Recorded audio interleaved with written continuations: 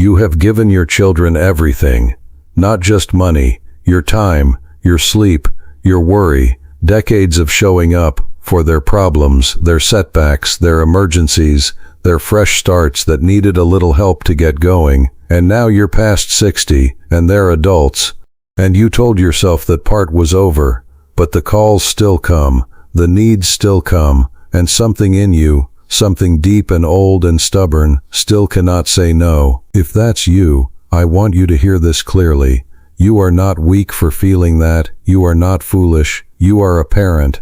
And the instinct to help your children does not have an off switch. But here is what nobody talks about. What happens to the parent who never stopped helping, who gave when he should have held back, who said yes one more time and then one more time after that, until the yes became a habit he couldn't afford? Stay with me, because by the end of this, you'll understand something that might be the most important financial truth of this stage of your life, and you'll have the words to start doing something about it. I want to tell you about a man I'll call Frank.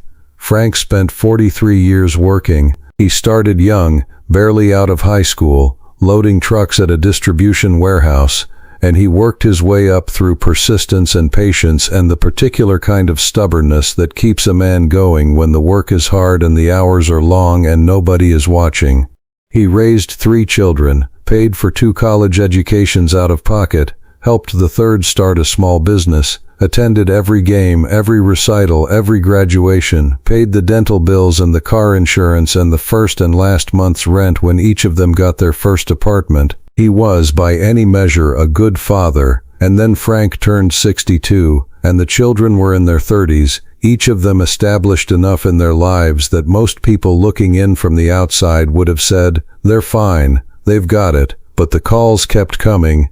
His oldest, going through a difficult divorce, needed help with attorney fees, just for a few months, until things settled. His middle son had lost his job, not his fault. The company had downsized, and needed help covering his mortgage for a few months until he landed somewhere new. His youngest, the one with the small business, needed another infusion. The business was turning the corner, she said, just needed a little more runway. Frank helped, each time, because that's what Frank did. Because saying no to his children felt, to Frank, like a betrayal of everything he'd spent his life being. And because each situation, taken individually, made sense. Each one had a reason, a story, a timeline that seemed reasonable, and a plan that seemed solid.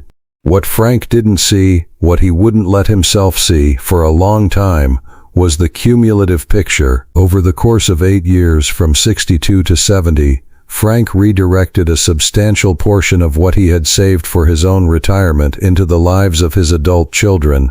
Not all at once, in pieces, in moments of need, one at a time, each one justifiable on its own terms. When Frank finally sat down, really sat down the way a man sometimes has to be forced to, and looked at what remained, the number on the page was not what he expected. He was 70 years old. His health was beginning to require attention, his own expenses were growing, and what should have been a comfortable cushion for this stage of his life had been redistributed, quietly, year by year, into problems that were not his to solve. Frank told me on a November afternoon, sitting in his kitchen with the kind of honesty that only comes after a man has made peace with something he can't undo. He said, "I thought I was helping them. I thought that was what love looked like. And maybe it was, some of the time. But somewhere in there, it stopped being love and started being something I couldn't name, something I couldn't say no to.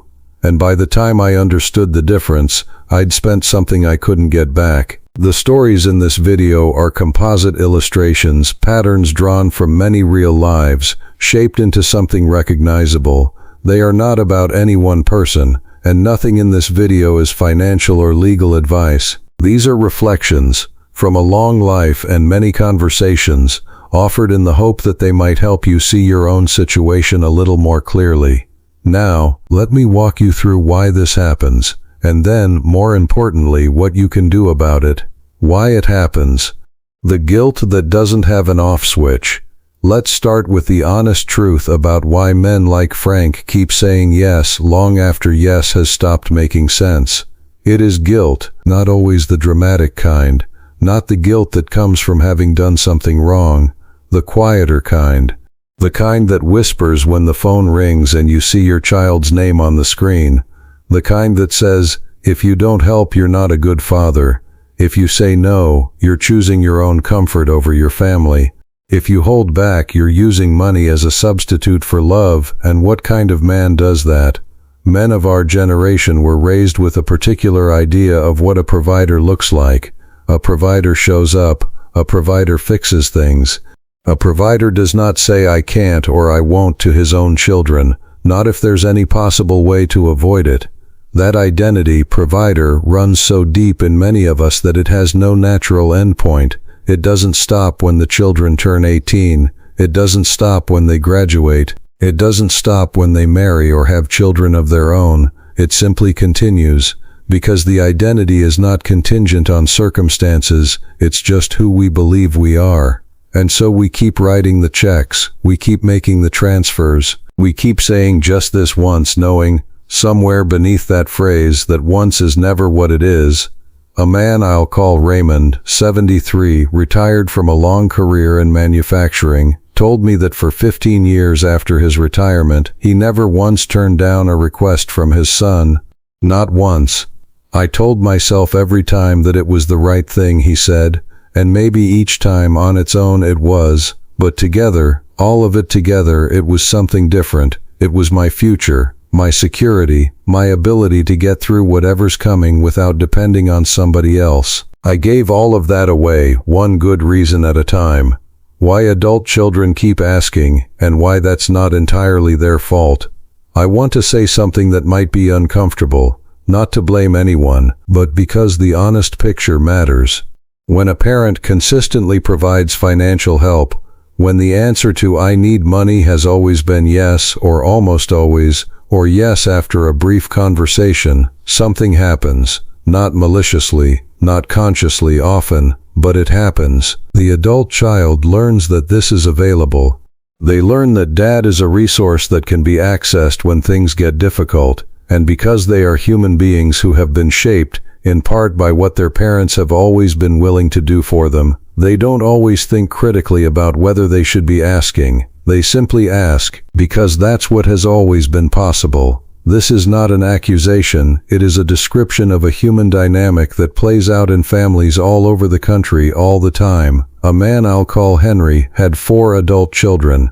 3 of them had, over the years, developed a reliable habit of reaching out to Henry in financial difficulty. They were not bad children, they loved their father genuinely and openly. But because Henry had never once allowed a financial problem in their lives to go unaddressed by him, they had never developed the full musculature required to solve those problems on their own. I didn't let them build that muscle, Henry told me, because I was always there to lift the weight for them.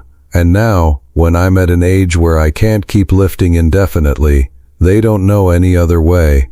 The hard truth that many parents carry privately, the one they don't say at family dinners, is this: some of the help they provided over the years made their children's lives easier without making their children stronger. That is not a failure of love.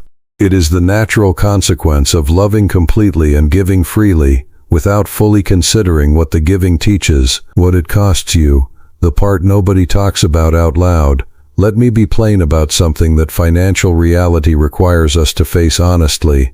At 60, 65, 70, the financial mistakes you can recover from are getting fewer, not because you're less capable, but because the timeline for recovery is shorter. When you were 40 and made a financial error, spent too much, gave too much, lost something to a bad decision, you had decades to rebuild.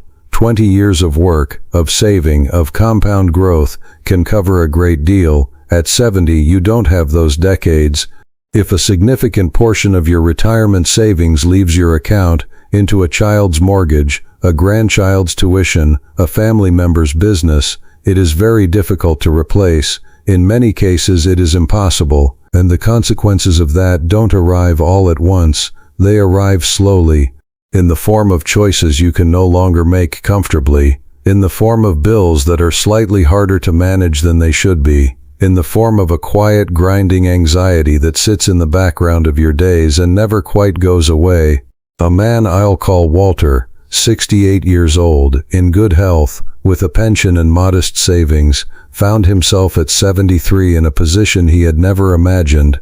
His savings had been substantially reduced through a series of generous contributions to his children's lives over the previous 5 years. Each contribution had made sense at the time. Together they had hollowed out a cushion he had spent decades building. When a health issue arose, nothing catastrophic, but the kind of thing that requires consistent ongoing attention, Walter discovered that managing the cost was more complicated than it should have been. The money that should have been there was gone, in his children's lives, in their houses and their businesses and their fresh starts. Walter did not resent his children. He loved them without reservation, but he told me with a quietness that I still remember, "I wish someone had told me not to stop giving, but to put on my own mask first, because now I need help, and the one thing I never wanted to be, a burden to the people I love.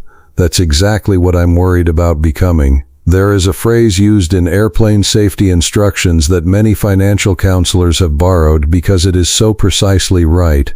Put on your own oxygen mask before helping others. This is not selfishness. This is the recognition that you cannot help anyone from a position of collapse. That the most loving thing you can do for your children long term is to remain financially stable, so that you are never their burden, so that your care never becomes their obligation, so that the life you've built doesn't become a crisis that lands in their laps at the worst possible time. What helping too much actually does to your children. Let me turn the camera around for a moment, because this conversation is usually framed around what it costs the parent, and that cost is real. But there is another cost that gets talked about even less. What sustained financial support from parents does to adult children over time. Human beings develop the capacity to navigate difficulty through navigating difficulty, not by reading about it, not by watching someone else solve it, by doing it, by facing a problem with no easy exit and finding their way through. When a parent consistently provides that easy exit, when the financial emergency always has a solution waiting one phone call away, the adult child is protected from the experience that would have taught them something essential. They don't develop the relationship with their own finances that comes from having to be fully responsible for them. They don't build the problem-solving muscle that comes from having to look at a difficult situation and find a way through it, using only what they have. They remain, in some subtle and significant way, one step removed from the full weight of their own adult lives. A man I'll call Douglas had 2 adult sons. He had helped the older one financially many times over the years. The younger one, by circumstance more than design, had always had to figure things out for himself. Douglas had simply had less capacity during the years that son was finding his feet. When Douglas compared the 2 men at 40, their relationship with money, their ability to handle setbacks, their sense of efficacy in the world, the difference was meaningful. The one I helped less, Douglas told me, handles hard things better. I don't know exactly how to feel about that, but I can't pretend I don't see it. Helping your children through genuine crisis is a different thing. That is what parents are for, in part. But helping your children avoid the natural consequences of their own decisions, that is something different. That is protection that costs them something they didn't know they were paying. The difference between helping and enabling. I want to draw a line here carefully, because this matters. There is a version of helping that is genuine and necessary and good. A child faces a true emergency, a serious illness, a sudden job loss in a genuinely difficult market. A situation that could not have been prevented and cannot be navigated without outside support. In those moments, a parent who is able to help, and chooses to help, is doing something right. That is not what I've been talking about today. What I've been talking about is the pattern, the repeated, habitual, ongoing financial supplement that flows from parent to adult child, not because of emergencies but because of lifestyle. Because the adult child has come to live at a level that requires parental subsidy to maintain, because the cushion of mom and dad's generosity has become baked into how things work. The difference between helping and enabling is not always obvious in any single moment. It becomes clear over time. Helping moves toward independence. It has a defined purpose and a defined end. It builds toward the adult child needing less, not more. Enabling moves toward dependence. Each instance of help creates the conditions for the next one. The need never decreases. The requests don't taper off. If anything, they grow. A man I'll call Chester had been giving his daughter a monthly sum, not enormous but meaningful, for over 6 years. It had started as temporary, a bridge payment while she got back on her feet after a difficult period. 6 years later, she was on her feet, had been for years, but the payment continued because ending it had never been explicitly discussed. It had simply become part of the landscape. When Chester finally raised the conversation, gently, lovingly but directly, his daughter's initial reaction surprised him. She had, without realizing it, fully incorporated that monthly amount into her budget. It wasn't extra, it was expected. She wasn't taking advantage of me, Chester said carefully. She just forgot it wasn't hers. And honestly, I let that happen. That conversation changed things, not easily, not without some difficulty in the relationship for a period of time, but it changed things. Chester's daughter found ways to manage that she hadn't known she needed to find. She became in the process more capable and more confident, and Chester reclaimed a portion of his own financial security that he had given away 1 month at a time without ever meaning to give it permanently. How to have the conversation, if you're ready to have it. I want to speak practically for a moment, because knowing the problem is not the same as knowing how to address it. If you are in a pattern of financial support with an adult child, a pattern that has been going on for a while, that you have mixed feelings about, that you are beginning to recognize is not sustainable for you, at some point, the conversation has to happen. Not an argument, not an accusation, a conversation. And the conversation is not about what they did wrong, it is about what you need. That distinction matters enormously. I've been worried about you and I don't want to see you struggle is a conversation about them. I need to make some changes to how I manage my own finances going forward is a conversation about you. The second conversation is harder to argue with, because it is honest. It is about your situation, your needs, your security, not about their failures or their choices or their ability to manage their own lives. A man I'll call Gerald told his son, at 71, that he was going to be making some changes to his monthly expenses, reviewing everything, tightening things up, making sure he had what he needed for the years ahead, that the informal arrangement they'd had needed to wind down over the next few months. He said it calmly, he said it clearly, he said it once without apologizing for it. His son was quiet for a moment, then said, "Okay, Dad, I figured this was coming." Gerald told me he knew. He knew the whole time it wasn't permanent. He just needed me to say it out loud. Not every conversation will go that smoothly. Some will be harder. Some will come with pushback or hurt feelings or a period of distance that is painful to endure, but the conversation is still worth having, because the alternative, continuing indefinitely, in silence, out of love and guilt and the inability to say the word no, has its own cost, and that cost is paid by you alone, in private, 1 month at a time. What it looks like to get this right. I don't want to end this video on a hard note, because the point is not to make you feel guilty about the help you've given, or frightened about what it may have cost you, or resentful toward the people you love. The point is to give you something useful. So let me tell you about a man I'll call Arthur. Arthur made the decision at 64 that he was going to draw a clear line, not because he didn't love his children, because he did. He sat his 2 adult sons down, not in an atmosphere of crisis, not in response to a request, but proactively, and told them plainly what his retirement looked like, what he had, what he needed it to do, what margin, if any, he had for helping them in the future. He did not share every number, he did not open his accounts, but he gave them an honest picture of what was possible and what was not. I told them I loved them more than anything, Arthur said, and that because I love them I need to be honest about what I can and can't do, and that the best thing I can give them at this point is not more money, it's not becoming a problem they have to solve. His sons received it better than he had expected, not perfectly. The older one needed some time, but both of them ultimately told him they were glad he'd said something. Glad to know, glad not to be wondering. The love didn't diminish. If anything, it became cleaner, clearer, less complicated by the financial undercurrent that had always been running quietly beneath the surface. Arthur told me a year later, I slept better after that conversation. For the first time in years I slept better. So here is what I want to leave you with. You have given generously. That is not the problem. Generosity is not the problem. The problem, if there is one, is giving without a plan, giving without limits, giving from a place of guilt rather than genuine choice, giving in a way that costs you more than you can afford, in the years when you can least afford to lose it.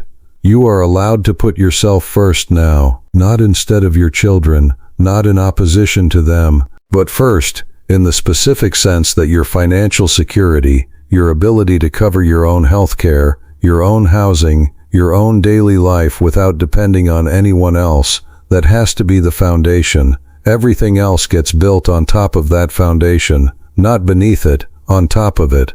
Your children need you to be okay, not just for your sake, for theirs. A parent who is financially stable, who is not anxious about money, who is not silently depleted by the ongoing cost of holding everyone else up, that parent is present in a way that matters. That parent is not a burden waiting to happen. That parent is a gift that keeps being a gift. That is what taking care of yourself gives your children. Not less love, more of you. If something in this landed for you today, if Frank's story felt familiar or Arthur's felt like something you want to reach for, I'd be glad to hear from you in the comments. You don't have to share more than you're comfortable with, but sometimes just knowing another man has carried the same thing and found a way through it is enough to help you take the first step. Take care of yourself. I'll see